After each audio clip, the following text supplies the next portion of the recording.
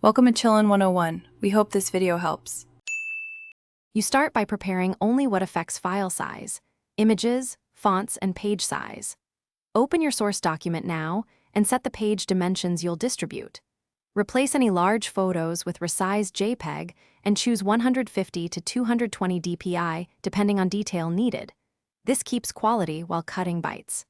Make sure to select a small file or PDF/X export preset so compression is applied during creation. Once done, export a first draft PDF to inspect baseline size and artifacts.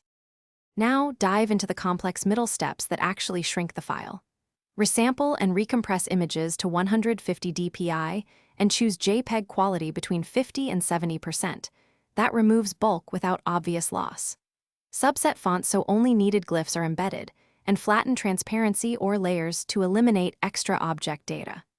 Remove metadata, unused objects, form fields, and annotations because they add hidden bytes. Once these edits are in place, re-export with downsampling and compression active to see the real size. Finish by exporting an optimized, linearized PDF with object compression enabled. This produces a compact file suitable for web or email. If the file still exceeds 400 KB, use GhostScript or Acrobat's PDF Optimizer to recompress, lowering image quality a notch and removing unused font subsets. Iterate until you hit the target.